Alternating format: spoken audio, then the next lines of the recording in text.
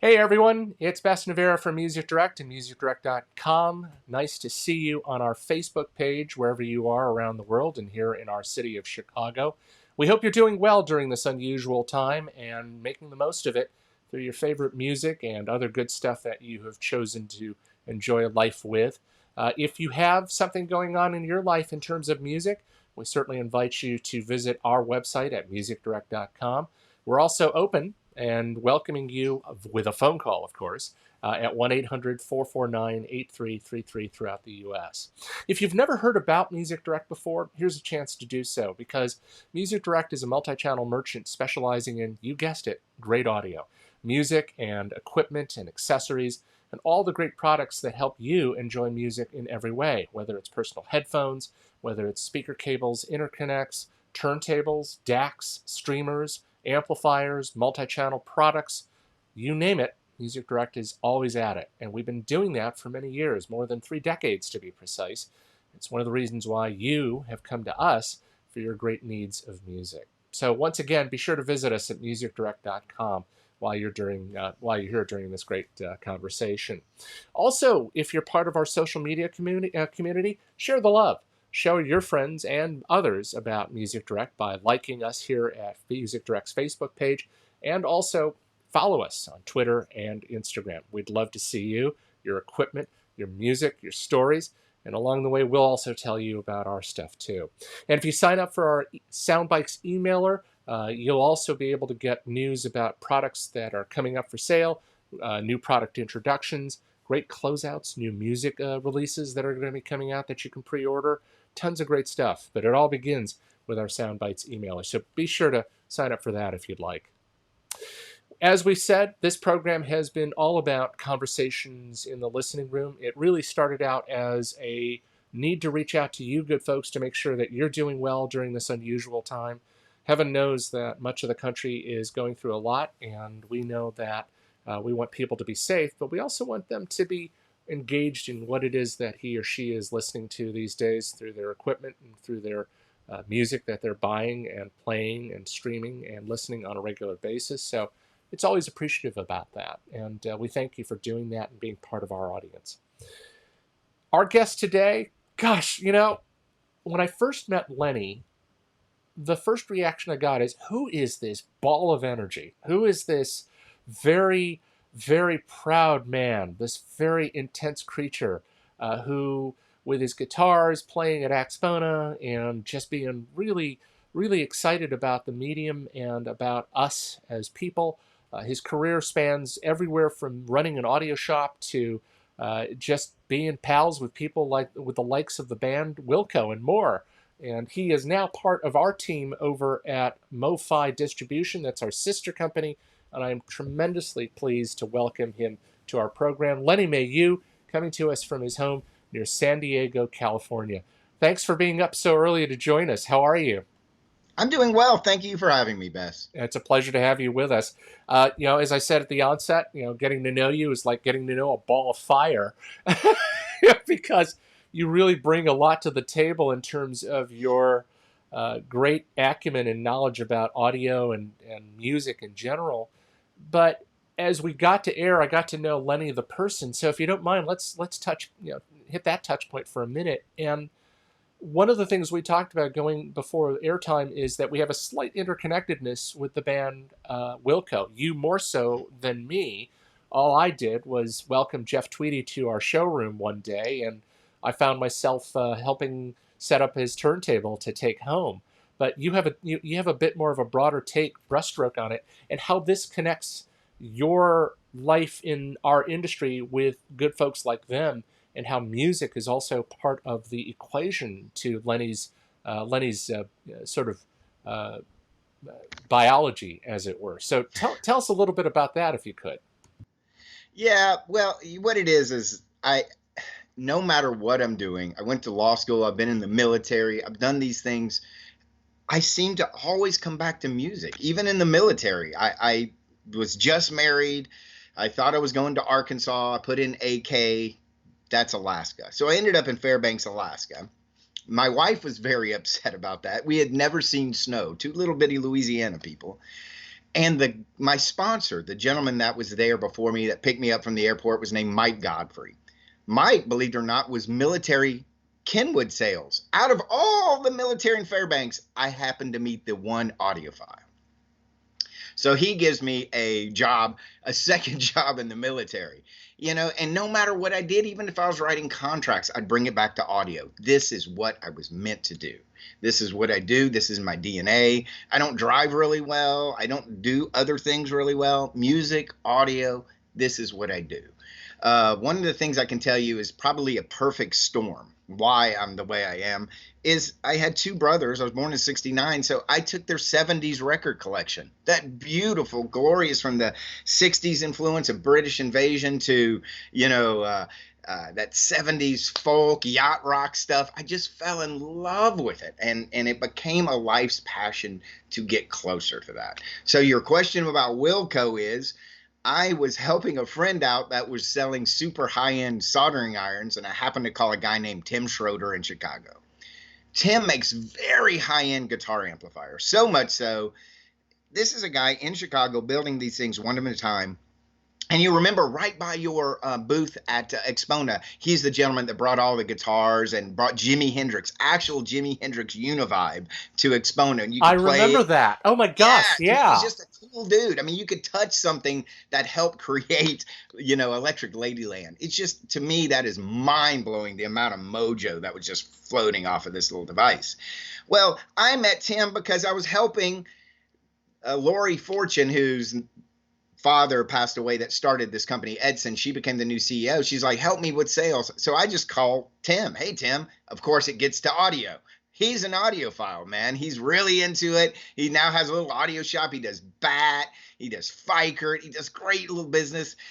And he works with Wilco. He builds all their guitar amps from Nels Cline to the bass player. And he kind of hooked me up with that little thing.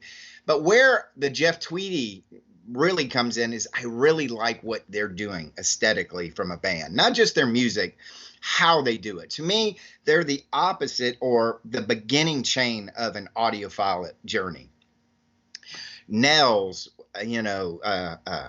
Jeff Tweedy, these guys spend years cultivating these sounds and these instruments. They get all these vintage instruments. I think Tim told me that Jeff had this amp that he had, I think it's an Ampex, that was underwater in the '70s. I mean, it was all rusted, and he wanted that one rebuilt. He will spend time and money to rebuild these old vintage instruments.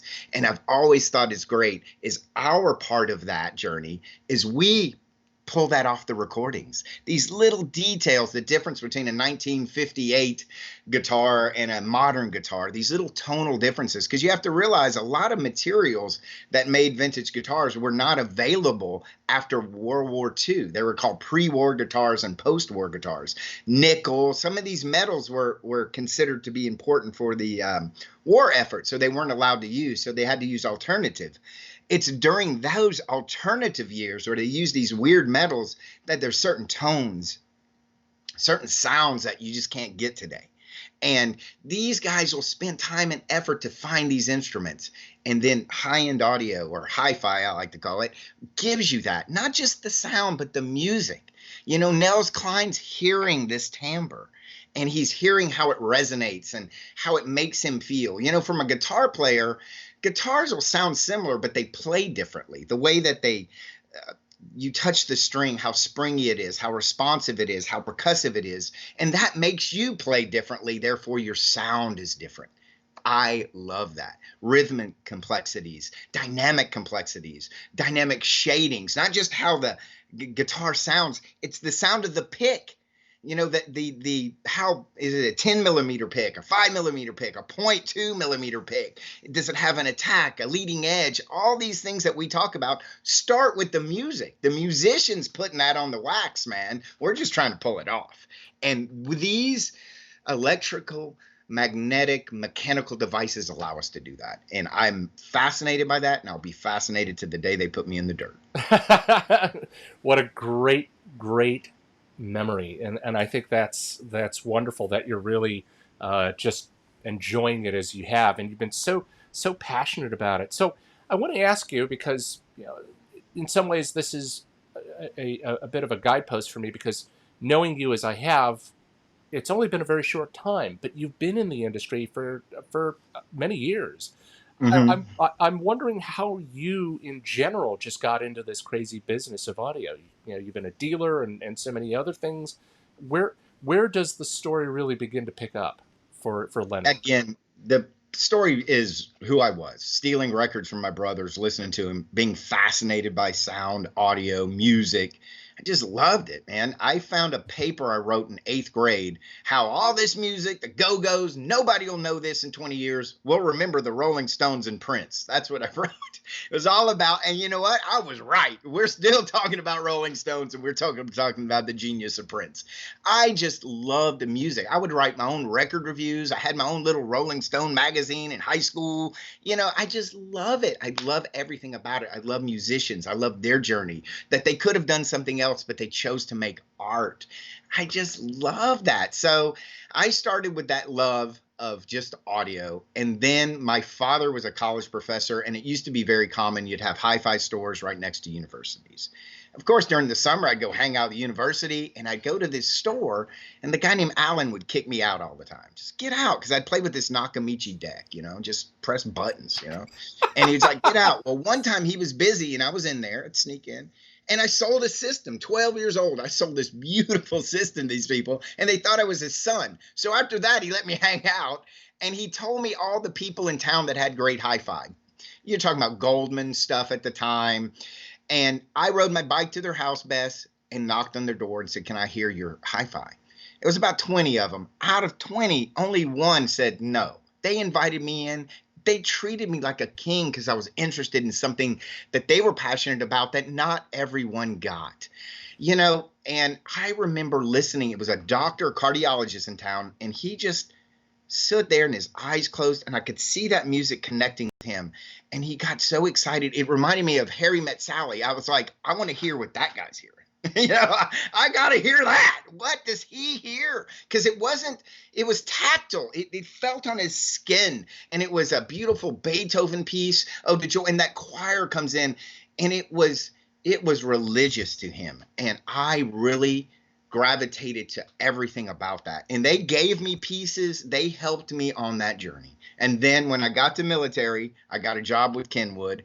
After that, I opened up a store in Orange County, had great time with that, went on to Running Springs Audio, started a speaker company called Imperium Acoustics, where I named all the speakers after people I knew. Like I had a model called the Nicole, and just I tried to make it personal. To me, Stradivarius puts his name on those violins. It was personal to me. I want this journey to be personal. These are not just gizmos I'm making.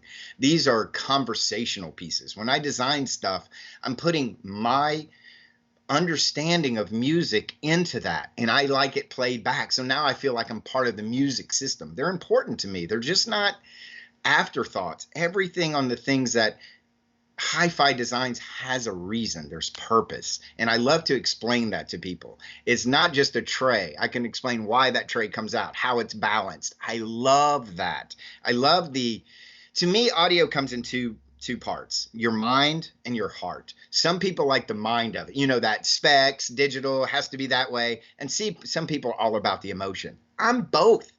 I like the engineering aspect of it, but it has a means to an end. That engineering aspect has to bring the emotion to me. I need both parts of that.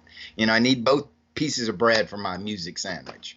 So from there, I just kept getting into it. Then I went to law school. I was working with an engineering company doing really high-level engineering with like Intel, Qualcomm, National Semiconductor, writing contracts, negotiating contracts. But 5 minutes into a negotiation, somehow I'm bringing up music and audio. This is what I was meant to do. So I was brought back in to help out, and I was doing that. And I just met the guys at MoFi at shows over the years, and I get what they're doing.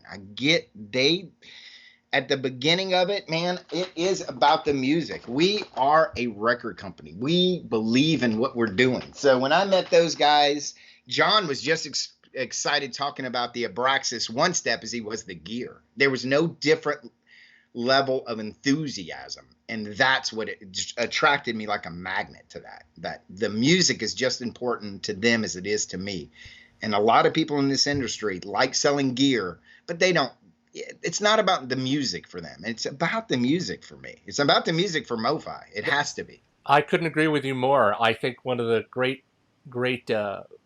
moments as MoFi Distribution, our sister company, began to form was the welcoming of John and Norbert to the team. But you bring up a great point about John, and not to sort of pivot here, but when I first met John in his early days, I saw this really excellent, very excited individual who really was passionate about selling one piece of equipment, namely Peachtree audio amplifiers. Now he joins us, and as you've said, he really has this great charisma to make sure that any relationship between the dealers, of which we have to be a dealer.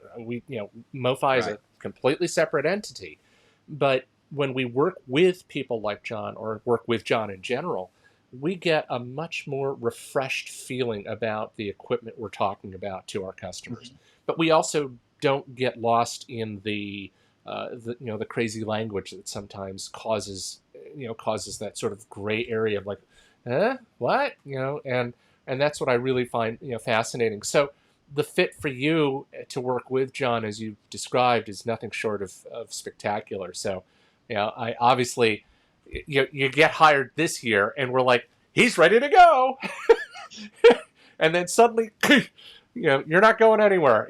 Stick around. Stay home for a little while. Go vacuum carpeting or something for for a little bit. But as I learn how to use Skype. That's right. That's true. Yeah, I'm an analog guy in a digital world. They've been fantastic. Lights, trying to do this. As you know, last night I'm setting up lights. How does this look? This isn't what I do. I'm trying to do it. Because it's important in this world. We're kind of virtual and separated. People need to know, no, we're still working. We're pushing this ahead. We're doing it. We're making stuff happen. So I believe at this time, me learning all this is just as much important as me learning my gear. I need to figure out the best mechanism to let music lovers, let audiophiles, let hi-fi enthusiasts know where they can get gear, where they can get support. This is what I like about this program. I've done a few of these videos. I like that we're doing this, a virtual world. We hit this roadblock and we just go around it. We're like, look, at the first and foremost, some of the greatest technical engineering and small scale is in high-end audio, Bess. We're like, as a company, we should be able to technically, go around this. And we did. We made really quick movements to help the audiophile and music enthusiasts during this time. And let me tell you, business has been good for us. It's been good for you. The audiophile seems to be happy. I have a lot more time on the phone, which is actually works out. I get a lot more one-on-one time with the customer now. They're kind of bored, so they call the manufacturer and we'll talk about music and we'll talk. But they know this industry's alive, it's thriving, and we are pushing ahead. We're not stopping. The ball is rolling towards better sound all the time. Absolutely, and I couldn't agree with you more. It's once again, it's just a testament to our skill set as we talk to our customers from around the country, occasionally around the world, about certain questions on pieces of equipment or music, especially music, because that's been pretty much the bloodline for Music Direct all these years. Let me ask you, now that you're part of the the MoFi Distribution family, you obviously had to get yourself acquainted with a lot of the equipment and a lot of the lines, which, based on our opening conversation, this should be a walk in the park for you. And my question for you is, with regard to MoFi. After all, you just showed the great one step of Donald Fagen, which sold super quick and took forever to get pressed and get done, but people have it and everyone went ape over it. You must have some really great stories in terms of your acknowledgement and embrace of MoFi, whether it's the equipment such as the turntables, phonostages, cartridges, but also the music. You have. I think you have something of tangible evidence of your DNA to show us about that. It started with me when I just had the best system I could. I was a bartender living in Key West, and it was an integrated, I think, a used Macintosh. I had some Kappa Infinity speakers, but I loved it so dearly because every dime I made, I put into that.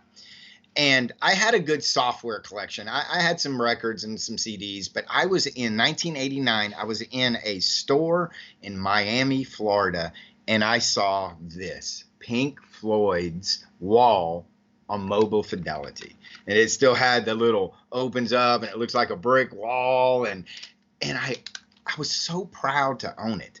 My system wasn't that great, but my software, I started understanding, wow, software can make a difference. I didn't have to do anything to my system. It sounded better because it started with the music. And I still own this today. I still listen to it. It's an heirloom piece to me. It's not, you can see Krieg's name's on it. And now I know Krieg. That's what's important, is that this is a full circle for me. Yeah. And I'm proud to be a member of MoFi. It's a different situation. I was talking to I'm doing interviews called Music Musings, and one of them is Fareed Hawk, who's a guitar player for Sting, but he's a local Chicago legend. And when I called him, he was like, well, who you working with? I'm like, well, Mobile Fidelity's done. I'll do an interview, no problem. I mean, it's that. I didn't have to do any more than that. Usually I have to charm them. I'm like, well, I'll send you a guitar chord or something. Come on, man, work with me. But no, all I needed is they knew the integrity of that company, that if I'm working for them and I'm going to do an interview, it's going to be a good interview and it's going to be serious. So what can you do when you get to call somebody and say, hey, can you do an interview? And all you have to do is say, I work for MoFi to get it. I'm just proud camper, man. I absolutely love that. And the fact that you dropped Fareed Hawk's name, he and I are very good friends. And, to be able to have such a gifted virtuoso guitarist as he is, having played with Sting and as well as a very, very prolific solo career, he really is what I love about wanting to listen to music. But you're right. The MoFi experience, starting with The Wall, for me, it was picking up a copy of Dark Side of the Moon, in the mid 1970s when it was still in print. And when I started to work for a retailer here in Chicago, we were one of the first retailers. Pacific Stereo was the name of the retailer at the time. We were one of the first retailers in the city to carry virtually the entire library of MoFi releases as they were coming out.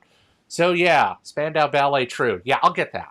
And that's what I'm saying. It doesn't have to be this understanding of any kind of highbrow music. I would love a Spandau. I love that music, that era. It's beautiful. That romantic British era is very airy. It had a very certain tone to it. And that's what I like. I like to understand the geo understanding of what's going on at the time and see how that translates to music. And hi-fi really gives you that. It gives you these little secrets. One of the things I did a interview for Music Musings, a guy named Mike Exeter, who's a producer, but he's from Birmingham, and he does Ozzy's music, he does Black Sabbath's music, and he does Judas Priest music. Those are all Birmingham bands, as was like 3/4, I think, of Led Zeppelin. And they have a very dark industrial sound. And I was talking to him how that lifestyle brought forth a certain music, a certain aesthetic that we would not have. Meaning we would not have heavy metal the way we understand it with bands like Black Sabbath, that droning dark, because that's how they saw things. It was after the war. It was Birmingham's very smoky, and that came through the music. And that's definitely how they saw things. So I believe in even find out about music, find out what makes it special. And those, the MoFi, they give you the special, man. They give you the mojo. If you got the right system, it'll take the mojo off the record, man. So moving over to the electronic side of life, of course, with the turntables and so forth, you've had a chance to listen to the gear. Is there been anything that has impressed you more so since we started producing the turntables, or I should say they started producing the tables and electronic? Yeah, I've seen Fikert around forever. It's just a beautiful table. And when you're at a show, you hear lots of great audio. It's hard to go into a system and say, oh, that's that table. The cartridge is making this sound. It's just a good organic sound. But I've always admired the engineering of it. It wasn't until I owned one. I bought a woodpecker for myself, beat it up. I broke my Koetsu cartridge within a week, trying to change how quickly I can change out the tone arms, because that's what's so great about that table. You can go from a 9-inch tone arm to a 12-inch tone arm easy, because it has the calibrated scale, all these wonderful things. And, I realized this table is special because it's kind of like I call it the tip of the iceberg engineering. You look at it, it looks like a beautiful table, but it's what's underneath it that makes it so great. That incredible bearing. Dr. Fikert himself is a dual PhD and chemist in physics. He has this Pabst motor DC, which has, you can adjust the speed perfectly on a belt drive turntable in tiny steps. You just put an accelerometer on there. You can dial it in. It's everything that you don't see on that table that makes it special. So I had to live with that for a while. So yeah, that totally changed every aspect. And now they have a new table called the Volare. It's their entry level table, but that's like saying you have an entry level Ferrari. We're talking, it's the same motor, the same, again, PLL. And now it comes as a package set up by Chris Fikert himself. That he sets up the cartridge. It's one of our MoFi cartridges. Beautiful. It's this guy right here. It's my Ultra Tracker. No, it's the Master Tracker. Yeah, it comes with the Master Tracker as a setup from Fikert himself. And all you have to do is mount the arm. It has a custom VTA collar. Set the VTA, you lock it down. Chris Fikert is designed that himself, the collar. He aligns the arm. All you have to do is set it, lock it. There's a graduation for the counterweight. You're done. Set up by Chris himself. That's how important this table is. It's also going to come out in a new walnut finish, coming with the plain kind of black Nextel it has, which I like. And this is a table that needs no excuses. An audiophile, a music lover can buy this table, and I call it an heirloom piece again. This is something you can will to the next guy. This is an incredible table that will open up a world of music to people. I just love that table, And then you get to our MoFi tables, the Ultra. This designed in part by Alan Perkins, who's been around forever. He has his hand on so many little intricate designs through this history. But it's a Delrin platter, HRS feet. It's made in America. Even the on and off button harkens back to what we're using, the Studer deck. The actual deck they used back in the Sound Lab has a square button. That's the button on there. It's attention to detail. Everything on that table is beautiful. And that's the thing that I liked, is that you can get people into a high value product that really gives them, like I said, it's like an entry level Ferrari. You're getting a piece of what is magic at a really affordable price, and set up right, especially during these times. It's hard to get out and set up a table. So now we have a method. Chris is going to set it up. It's easy to do. We found a way around it. You get a barrier, you find your way around it. We did. And I'm telling you, Bess, anyone who's interested in a new upgraded table, Jeff Tweedy should have a Volare. Jeff, get a Volare. Jeff, if you're watching, get a Volare. Call me. We'll take care of you. Yeah, but that's just a great table. And it's a no-muss table. It's done. It's got the Origin Live Mark II silver arm from England. It's just a great sounding table. It just gets to the music. Great chemistry. I'm really excited about that. I have one down here, but it may be a little heavy for me to pick up. This is the Nextel version. It is just gorgeous, but this does have our new arm with the VTA collar. Look at this. Can you see this? Just a gorgeous table. I can barely pick it up. It's a chunk. This is the things that we're working on. Very excited. Our dealers should have information. Give them a call. If not, give me a call. I'm an accessible guy. I answer the phone. I do not mind if you're working with a dealer. Give me a call. I want, like I said, I feel like I'm spending, the customer's money. I really want them to be happy. I want them to have a good experience. And they will, certainly from watching what we've been talking about here. Absolutely. Let's switch gears a little bit. Back in your days as a retailer, you were one of the first companies or first retail shops in America to start carrying the balanced audio technology line. And you have had more than your share of intimate times with the equipment because of its beautiful engineering and design under the guidance of Victor Kamenko and team over there.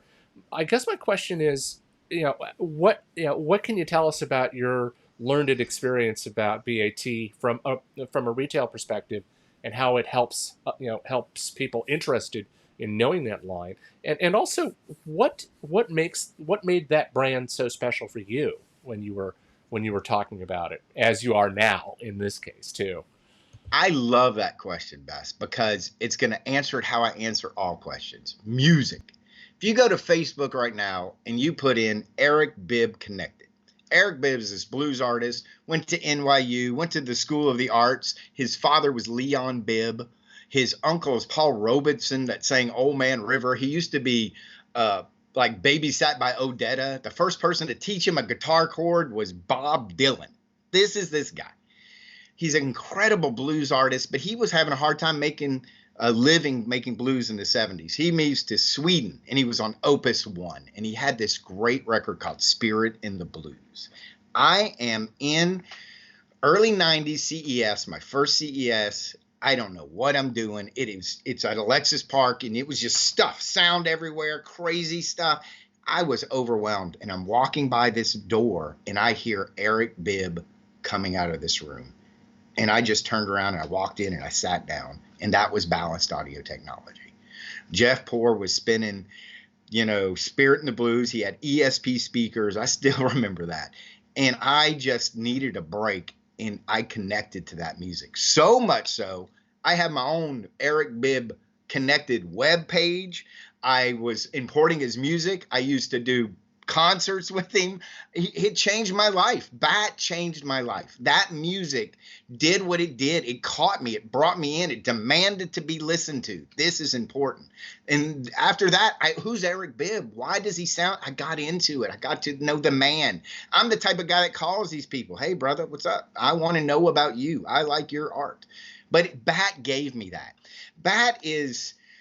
it's really Victor. This is a guy that is Russian by heart, but he's got, soul to him. He's got kind of this Russian iron fisted in a velvet glove. And over the years, especially with this new Rex 3, he's really perfected that. How do you get big, dynamic contrast? Think Russian. Dostoevsky, honesty, just ripping it down to the bone, but making it beautiful. And that is really what the Rex 3 does, And then it does one thing that I think needs to be addressed. When you see the amplifier and you look down at the output tubes, you'll see 4 LED lights. They come on. All's good. If one of them goes out, it used to be you have to turn it over and change a fuse. That was easy enough. The tube told you, I'm out, change me. Now it's got a resettable circuit breaker, Bess. If the light goes out, you just take it out, you plug a new one in, you're done. No biasing. It's plug and play. If you can change a light bulb, you can do maintenance on that equipment. What do you do? That is incredible. That was one of the problems I had with tubes for customers. Even though it may sound glorious, I realized, can they bias it? Are they going to take the screws out? Am I giving them a problem? And I would think about that. With Bat, I don't think about that. If you can, change a light bulb, you can use this Bat amplifier. Now you're into this incredible music. The way he does it is different. His tubes are different. His uni stage is different. It's basically 4 single-ended amplifiers built in one chassis. It's a single-ended bridge design. So it's truly differential. Left and right, positive, negative, uni stage, only 2 gain stages, no global local feedback. Those are a lot of fancy words that say one thing and one thing only. They make sure all the details are there. All this magic, all this mojo, that's what they're after. They're after both the mind of music, the complexity, the structure, and the emotion of music. How does it make you feel? Just like it brought me in there. I was feeling overwhelmed, and then I heard that music, and I sat down, and I was transported somewhere. And like I remember, if anybody would have watched me that day, they would have said that. I want to hear what that guy's hearing, because it changed me. And I became a Bat dealer. I became a Bat zealot. One of the reasons I took this job, believe it or not, is I was cleaning up, and I really wanted to bring Bat back to its glory. I want to be the Batman. It's good to be Rex. It's good to be the king. Batman rises. Man, let's do this. and I'm cleaning up, and I don't know if my niece had it, but I find this little Batmobile.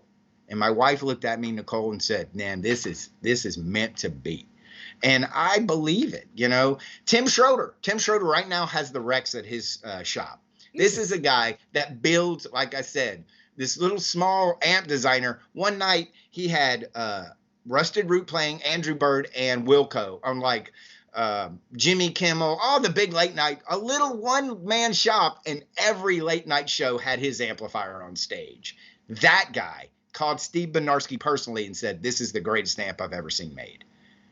So this is the type of amp that impresses amp designers, that impress people. This is different. The Rex 3 is different. He's truly perfected everything in the way the orientation is, and the preamp. They're not using the backpacks. They're using the Lundahl output transformers that have a proprietary wire that we use from Cardis. Every detail when they were making it, the proximity of the capacitors and the way they're put for resonance control really brought out that velvet glove aspect. Now you have this great dynamic contrast, this great Russian technology in the most glorious way. And the only way I could say it is, I'm giving away my age, but Nadia Comaneci, when she won that perfect 10, she was perfect power and grace. I mean, that is what that is. That is the goal of the Russian, power and grace. And that is what Rex 3 is, man. And anybody that wants to hear it, please hear it. We were going to make big launches at shows, and, that's become difficult. So, Yeah. It's tough to, ship out a 102-pound amplifier and a 90-pound preamp to folk. But please, if you want to, let's work something out. I want people to hear this, Bess. I want people to hear this amp. I remember when the Rex 3 and its companion preamp made its way into our showroom, and I had the privilege of having to set it up and getting it ready with a number of pieces of equipment. So you're absolutely right. From the ability to just swap out a tube and not do any of that kind of stuff, it was mind-boggling. I'm like, oh no, do I have to go get a specific tube, and then I got to sit here and mess around with biasing and so on and so forth. I hate that. I really do. But to listen to the majesty of the Rex, to hear it just boom, throw everything out at you, whether it was a Mark Knopfler piece or Dire Straits type stuff for the diehards that want to hear it that way, or something that I like to listen to, which is mostly a little bit of European classical as well as some EDM. You mentioned Nels Cline, so I definitely drop a Cline record from time to time. Yeah, his stuff's great. Oh, this stuff is so emotional. It's driving me nuts every time I listen to it. Yeah, because he has a punk rock aesthetic. It gets back to, he's always a punk rock player. Even the guitar he picks, he bought it from, when he was on tour, he couldn't afford it. So, Mike gave it to him. He had to pay off. And so he's this incredible technical player that has this great ear with a punk rock soul, man. It's perfect storm of perfection. It really brought out the magic in listening to the Rex. And that's just great. And yeah, I do encourage people to really jump on the bandwagon and see how you can get your hands on some of those pieces. Earlier, you broke a Koetsu. Doggone it. Why'd you do that? I mean, come on. I knocked the diamond out. My wife, who has been with me on this journey forever, who puts up with me, always finds the funniest thing. So I'm really mad. She looks at me, she says, looks like you lost the bling to make your cartridge sing. And just walks That's what she has to say to that. Whatever. That's great. And I did it I was just going too fast, too exciting, trying to make these videos, showing how interesting. And it's human, man. It happens. But, I use my gear, and I'm not scared of it either. I see a lot of audiophiles or two, stuff breaks. You got to get into it, connect to it. I do believe this, Bess, that a true hi-fi system is like you're inviting a little roommate. The way it looks, the way it sounds, you communicate with it. A great system's a communication. Just like we're having a conversation, and we were told these two guys can go off the page. We're going to have these questions. So we're trying to stick to our questions, but we love to talk. That's a great conversation. That's a great hi-fi. You think you're going to sit there and listen to Tiger Lily and 5 hours later, you look up and there's records everywhere, and there's some country and this because some pedal steel and Tiger Lily made you think of another song, and that brought you to that. That's a great conversation. That's the stuff we want. I'm on hold. So that's the stuff we want. Call them individual instruments. They're built like instruments. Each one has got an organic, the way it's carved out of wood or stone or the urishi resin. It's like a Steinway. No two Steinways were the same. That's why they gave names to Steinways. You know, each one has a certain name. Like the one Yo-Yo Ma has this big cut on the front of it. It's because whoever owned it previously, when Napoleon walked in when they were playing, he didn't stand up. So Napoleon spurred that that Stradivarius. So I look at the Koetsus like that. They're built on that level, on an instrument level. They're all a little different, a little special. I really like that. Again, these are components that I communicate with. So I like to see that. It's part of the passion. It's part of the passion I have for music is passion in the gear. I like setting it up. I like looking at it. But here's the best thing. I like it when I sell one to a customer, help them set it up, and they drop the needle for the first time, Bess. And that you had that experience as well. Oh, yeah. That big, glorious mid-range that you just fall into. Everybody knows that about Koetsu. And it does it so well, they overemphasize. But it's the dynamics, the detail. It's so much more than just that mid-range. It's the way it's made. And there's a pride of ownership to that. You know, let's be honest. You go to a hi-fi show and you're like, oh, what kind of table you have? I can have a VPI. I can have a Fiker. People are like, oh, good. I like that table. You say you have a Koetsu. People are like, what? That gets attention, man. Koetsus are magic. They are magic. And one of the first things I bought when and I bought mine. It's not a loaner. It's not a sample. I believe as a salesman, I need to spend my money on it first. And I did, and I broke it. But I got it fixed. So it's all right. Well, hey, it happens. I can't count the number of times I've wiped out needles when I'm trying to set things up, or even my own home system as well. And the look on your face when you're like, I think I'm going to kill myself, and it was a bad day, but it's all right. It stood up. It's strong. It's hardy, easy. It's one of those things. I'm trying to find the right words. There's no superlative. There's no word to get Koetsu. Koetsu's an idea. It's an aesthetic. It's the way it sounds, the way you connect to it. It's the whole thing. It's Japanese. Sugano-san. It's a family legacy. It's a legacy product. These are special little things, again, that make this industry special. I love this stuff. Well, it's impressive indeed, and certainly one of the reasons why we are happy to be able to sell those cartridges through Music Direct and musicdirect.com. Always a wonderful thing. In recent months, of course, MoFi Distribution has also increased its footprint of products throughout the lineup, including a nifty record cleaning machine called the Nessie. And I was like, when we got ours, I was like, you're interesting. You've got this cool look about it, almost to the point of sort of near, mid-century modern kind of aesthetic with the chrome and whatnot. But as a record cleaning machine, it's got one hell of a distinctive process to work with records, as opposed to most conventional record cleaning machines that are currently on the market. What can you tell us about that?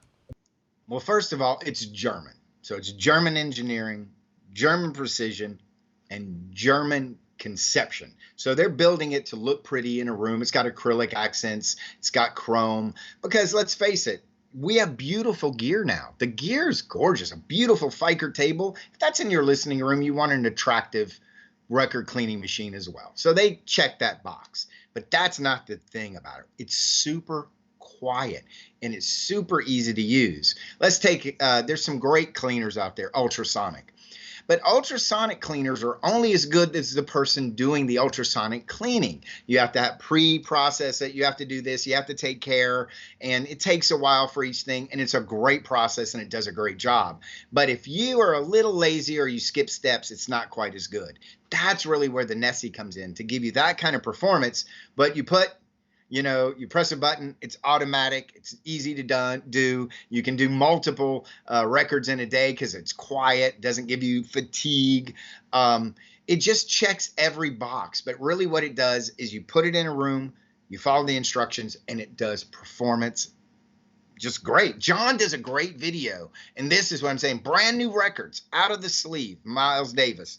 Even on computer speakers, he puts one right out of the sleeve, drops the record, records it, cleans it, puts it on, drops a record. Two totally different records. The only difference is one was cleaned, one wasn't. And it is audible on a computer speakers. So if you do not have a record cleaning machine, or you have a good investment in record cleaning machine, or a good investment in your record collection, I suggest the Nessie all the way. Quiet, reliable, German, easy to look at, easy to use, does the job. What more do you want? Yeah, no kidding. Definitely was easy for me when we had to set it up for our photo shoots within our catalog, and then I started to play with it and clean a few records. Excellent section, great method by which it really distributes the fluid evenly, and it's just a no-brainer to operate, and I think that's really been wonderful. And that's the key. It takes all that potential user error out. It just does it for you, and I like that. And I also think it also helps to control some of that sort of, I think I'll cocktail this fluid here with that to see if it'll do just as well. When you really need just something that does a formulaic 1, 2, 3, put it in a MoFi sleeve, pop it in your collection, get ready to play it. You'll never have to really, re-clean the record again. I mean, that's... there's some mad scientists out there that make all kind of stuff. I drink Photo Flow for breakfast. No. Exactly. So we have a few more minutes here. One of the newer products also to come along the line is the Isotech line of conditioners and cabling. Yes. And I'm wondering if you can tell... Oh, look at that. What can you tell me about that line of products, including that snake that's probably going to choke you in just a moment? So, I'm a snake wrangler. Don't worry. I'm good. No, the Isotech is a company out of England, UK, and they specialize in power. And that is one of my backgrounds. I started with running springs. I've worked with audience. I know power. And the thing with power conditioners, why customers get confused and they, what's good is what's that, is there's really different technologies that do different things, and there's pros and cons to all of it. There's passive devices, which is great because you have less noise fed back into the line. You have more dynamics, not as current limiting. You have active units that work well on regeneration or a big transformer for big swings, but they can have DC offset and buzz. There's pros and cons to all of them, but usually power conditioner companies have an idea and they stick with that. Isotech is one of the few companies that say, no, there's reasons for all three. All three are great. It's just you need to know when to use them. Like our Titan 1 regenerator that I'm using right now. I have a CH Precision D1 CD player, fantastic CD player. I wanted to get the matching power supply, really expensive. But what I did was get our regenerator. A regenerator is what takes AC from the line, it rectifies it DC, and from that waveform, it creates a sine wave regenerator. So it's like off-grid power. But again, there's always pros and cons. You cannot get tremendous amount of power out of that. So if you have a component, let's say, has under 100 watts consumption, like my CD player, I plugged into that. Now I have perfect off-grid power. The difference was extraordinary, Bess.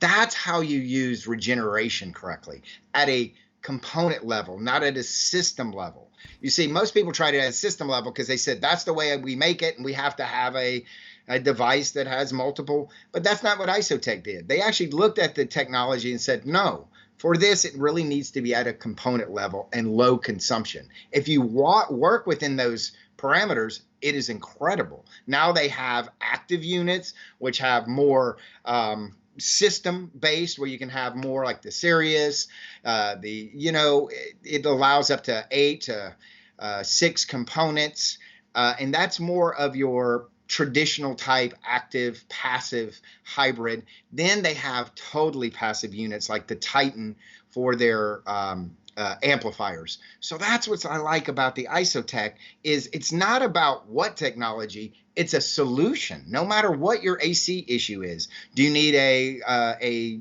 conditioner for your big powerful amplifier? They have a solution. You need a regenerator to get the most precise AC waveform there, but you have within the consumption like a preamp, a streamer, they have a solution. Or if you need a whole system solution, they have a solution. So that's what I like about Isotech. I don't try to have to, if I have a customer call me and I'm trying to understand power and what's the best solution, I have all three I can work with: passive, active, and regeneration in Isotech.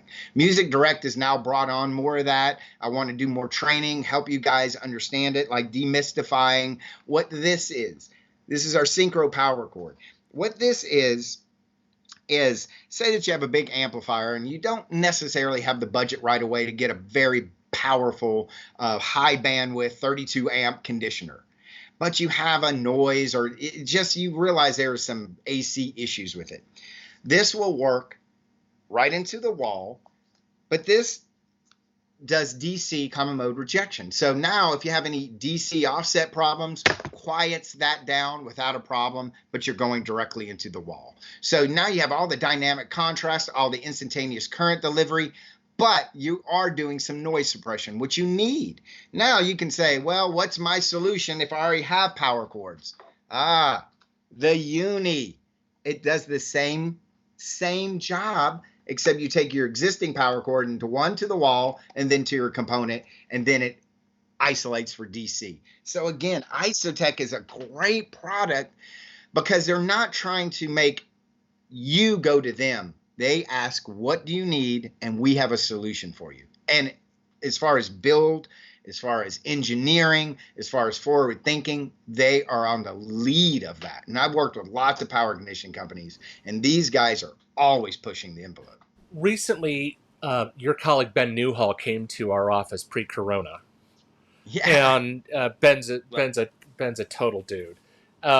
I wanted to know what the monster was that was in the rack during that visit, and apparently this is one of their newer products which concentrates on regeneration of power. Now that's been done with other companies, but this one was definitely cleaner, a lot more easier to manage. What can you tell us about that? Well, the reason is exactly what I'm saying. They're doing it at a component level. Even our Mosaic Genesis, which does regeneration and does have your traditional conditioner in one chassis, or you can do our Titan 1s or the Genesis 1, which is a unit that does one outlet, and that's where it has 100-watt consumption. So you can get a multitude of those. But what regeneration does is it solves all the problems. There is no voltage irregularity. It's a perfect waveform. There's no noise. It's off grid. It doesn't even know it existed before it. Its downside, though, is you can't get something for nothing. It basically is an amplifier that has an output. So the consumption or the output is around 100 watts because it really needs to be built at the component level best. A lot of people have done it in the years, but they do it at a system and they'll have 300 watts consumption. Well, you can't plug in 6 components and think you're going to get 300 watts of consumption. You're getting the thousands of watts of consumption. So now, yeah, it's quiet, but you've limited dynamics or it doesn't work at all. So you have to be honest to the customer and really say, what is regeneration and why would you use regeneration? And that's what Isotech does. It uses regeneration, but on a component level, very specifically. Within that parameters, there's nothing like it. I mean, and that's what you heard. This isn't like other regenerators because it's not trying to be like other regenerators. It's something on its own. It's proud to say, no, we cannot do 1,000 watts consumption. We do this, but within those parameters, it is mind blowing, and it is. Yeah, it just works. Yeah, I remember when after the meetings all ended, I said, "You mind if I have the room?" And I just started to really experiment with it and really listen to it, and I was just completely blown away by it. It's not something built around a mechanical this or that or whatever. It's just very pure signal power management, and it gave all the information I needed to hear without taking anything away. You never want that to happen on any product like that. So You it know, was really good exciting. conditioning has a flow. It just seems to flow. It has an ease about it. And that's really what you want. And I believe really into getting a foundation right, getting your a lot of times people think of power as an afterthought. I believe at the beginning, look at your power solution first, because now, let's say a DAC changes over years. So would I have a DAC today? 2 years, I may not. So I have my DAC now, and I spent a lot of money. It's a great DAC, sounds fantastic. And I'm thinking, well, I'll get a power conditioner. I'm thinking of it as an afterthought. And I don't do anything later. 2 years later, I change my DAC.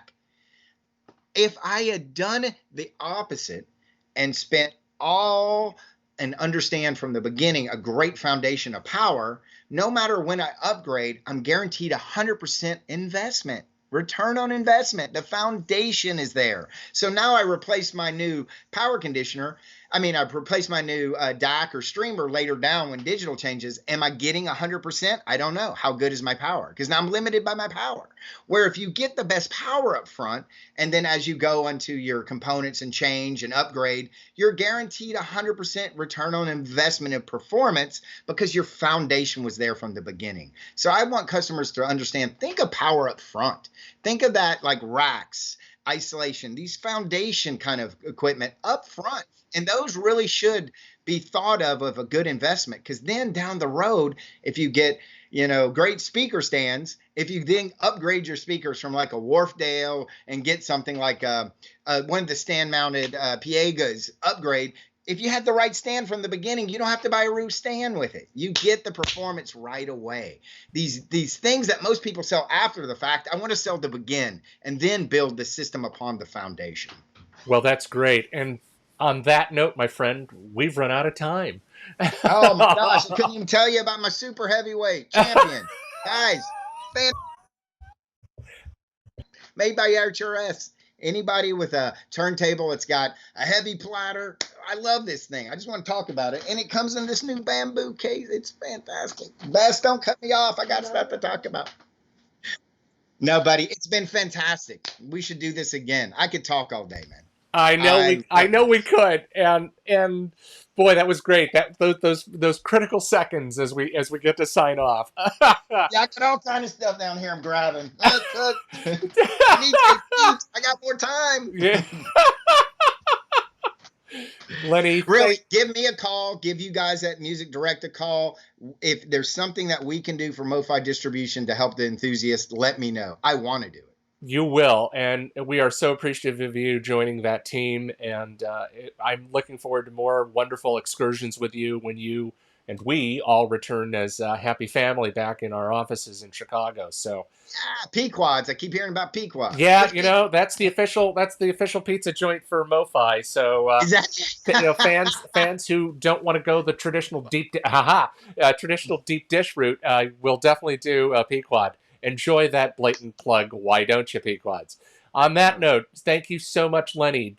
Next week, we return with 3 more guests to join us for this conversation from the listening room, including Chris Shaw from Focal America, Shane Bettner from AudioQuest, and, of course, the one and only Frank Mallitz of the Bob Carver Corporation, or company, excuse me. So that should be a fun week of chit-chat. Be sure to follow us here on Music Rec's Facebook page for information on upcoming events in this series, and also watch all of our previous episodes if you haven't already done so. If you missed any of this, we'll have a slightly shortened version because of the little gaffer earlier on our YouTube channel tomorrow at 10. Until then, enjoy the day, stay safe, and play some music.